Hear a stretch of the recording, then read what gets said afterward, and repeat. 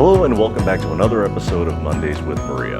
I'm Charlie Pogue, Communications Manager for the Daniel Institute for Veterans and Military Families. With me is Maria McConville. Maria, welcome. Thanks for having me again, Charlie. Today we're talking about entrepreneurship, specifically for military spouses. Maria has a wealth of knowledge in entrepreneurship, and today we're going to talk about Maria's top tips for military spouses and how to be successful in entrepreneurship. So Maria, what is your first tip? Well, I guess I've learned a lot since starting my business many years ago, but I'd say one of the biggest things I had to learn is use your strengths. First of all, know your strengths and then be able to use your strengths. And I'll give you a few examples.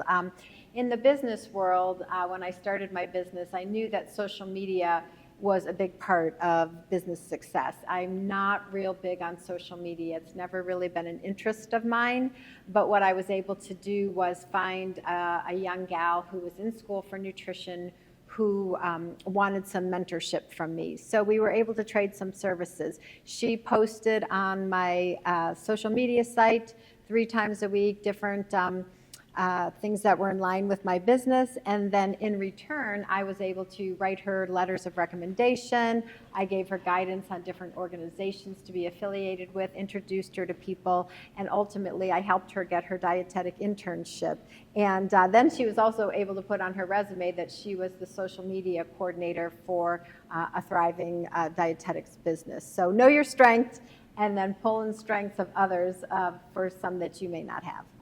And also a really good plug-in for networking and professional development. That's awesome.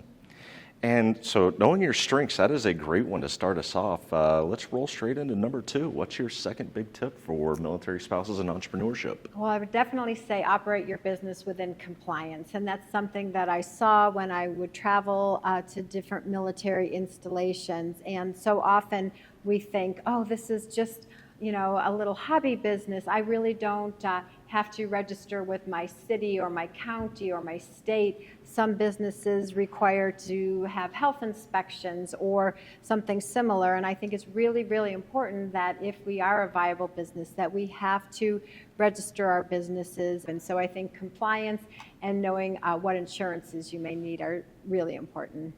That is a great tip. Specifically, I think with the mentality of being on base sometimes. You kind of forget that on base isn't its own world cut off from the rest of the world. Be in compliance with the rules and laws that govern your business. And so, Maria, number 3, what do you got for us for your third tip?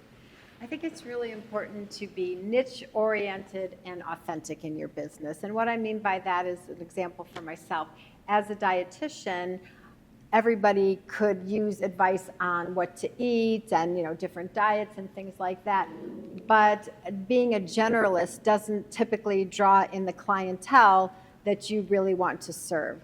So for an example, I don't like advising people who have diabetes. It's unfortunately a lot of people do have diabetes, and I could have gotten a certification, an advanced certification to be a certified diabetes educator, but it's not my topic of interest. And so even though it may have garnered me more money or more credentials, it was just not in my interest level. So I passed on that one. And then I think you have to be very authentic to yourself, what you're interested in, what your core values are, what your mission statements are. And I think that when you can align your business with your authenticity and what niche you might be interested in, you're going to be much more successful. Paramount, I think, of business success, especially if you're a military spouse and you're one-on-one professional services. So we're looking at know your strengths, be in compliance, and be niche-oriented while maintaining authenticity. Those are great tips for our aspiring entrepreneurs out there. Maria, take us home and close us out. Do you got anything else for the audience? Well, I heard a saying once, and I'm really big on different sayings, and this saying really resonated with me. It says, engage in work that becomes you, don't become your work. And I think it's so true. Great pieces of advice. And for those of you watching, if you haven't had the opportunity to look at some of the other videos and episodes that we've done with Maria, I highly encourage you to go back and look at those. Check out some of the programs and services we have available for you here at the IVMF. Until next time, thank you for viewing.